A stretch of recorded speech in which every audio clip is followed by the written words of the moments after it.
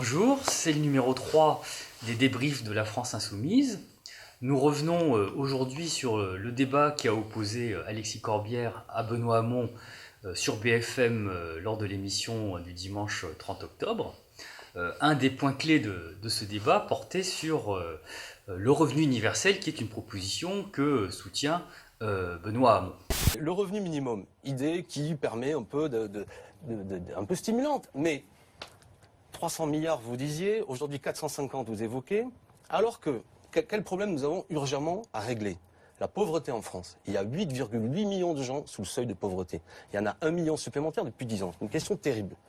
Si on mobilise seulement 10 milliards, c'est-à-dire que vous, quand vous étiez ministre, vous avez accordé, à travers le CICE, 40 milliards aux entreprises, ça n'a pas créé un emploi. Si on en mobilise seulement 25%, on peut immédiatement augmenter le RSA et le passer au-dessus du seuil de pauvreté. Ce que je veux vous dire tout simplement, c'est qu'il y a un moyen très rapide de régler le sort, le quotidien de près de 9 millions de nos concitoyens, sans passer par une machine Donc vous aussi restez sur des revenus différenciés en fonction des ressources. Benoît. Très intéressant, sauf que ça, c'est pas incompatible avec la création d'un revenu si, vous universel fusionnez d'existence. toutes les aides. Non, mais pour être très clair, on peut parfaitement imaginer mettre en œuvre un revenu universel d'existence pour tous et fixer le niveau des minima sociaux, c'est-à-dire ce en deçà de quoi on ne peut pas vivre, au-dessus de ce qu'est aujourd'hui le RSA socle et le RSA d'activité. Vous l'avez fixé à 750 euros. Je parle du revenu universel d'existence. Je ne vous parle pas au jour demain de ce qu'on considère être le moyen pour une personne de vivre qui peut parfaitement être au-dessus. C'est pour ça que être au-dessus du revenu universel d'existence.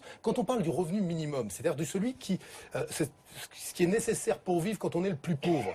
Et effectivement, on est aujourd'hui avec un RSA un revenu universel d'existence tel que je propose, qui est en dessous du seuil de pauvreté. Non, mais non.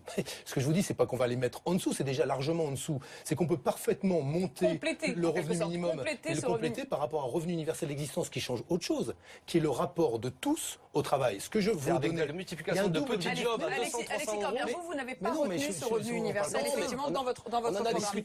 Alors, comme vous avez pu le voir, Benoît Hamon n'a pas été très clair sur sa proposition. Nous pensons que ceux qui proposent le revenu universel pose un vrai problème qui est celui de la lutte contre la pauvreté.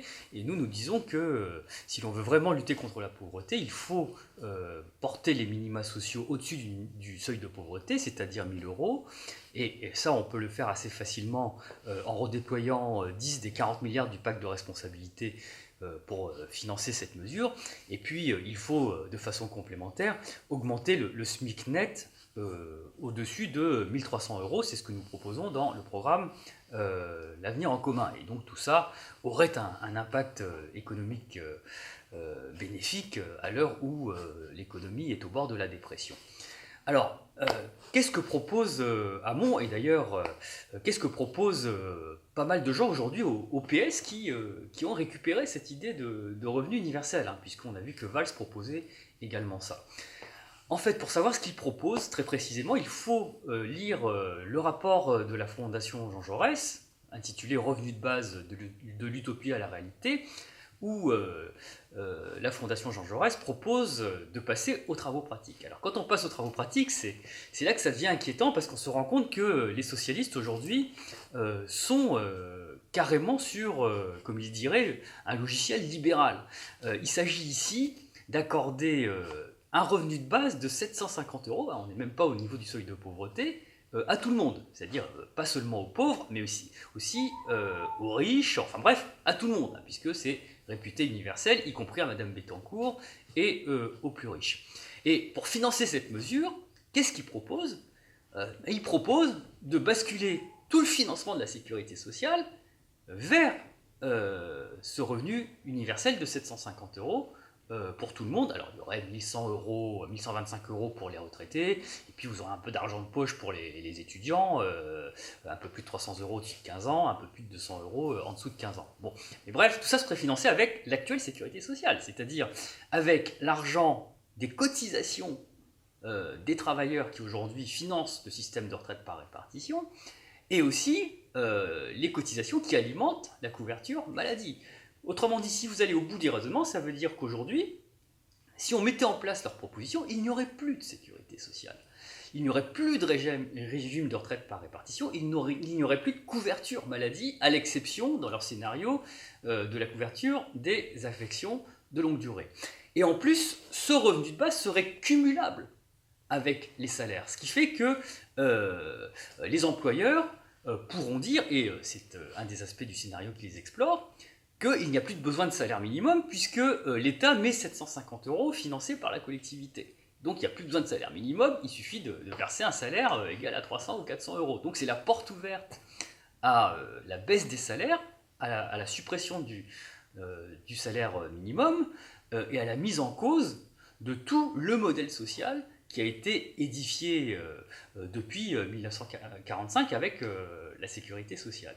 Donc vous voyez que quand on passe aux travaux pratiques, ça devient extrêmement dangereux que de proposer quelque chose dont le financement, qui est chiffré à 630 milliards, c'est-à-dire plus que l'intégralité des dépenses sociales actuelles, va engouffrer tout ce qui sert aujourd'hui à financer notre système de protection sociale. Et c'est la raison pour laquelle on peut penser que pour les libéraux, et d'ailleurs c'est ce que revendiquent clairement les gens à droite, des gens comme Frédéric Lefebvre, l'ex-sarkozyste, eh bien, le revenu de base soit le cheval de Troie de la destruction du modèle social français, puisqu'il permettrait au marché du travail de fonctionner sans salaire minimum, sans allocation chômage, puisqu'on supprimerait les allocations chômage, sans, entre guillemets, charge, comme le disent les patrons du MEDEF, et donc au bout du compte, il n'y aurait même plus de sécurité sociale, puisque les retraites par répartition et la couverture maladie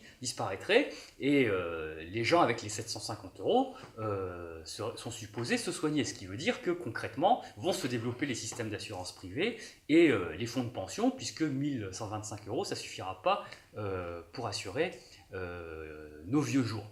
Donc vous voyez, c'est la porte ouverte à tout ça, et c'est la raison pour laquelle nous disons aux socialistes qu'il faudrait mieux de réfléchir à deux fois quand ils sont en panne d'idées avant d'aller piocher leurs idées à droite. Merci.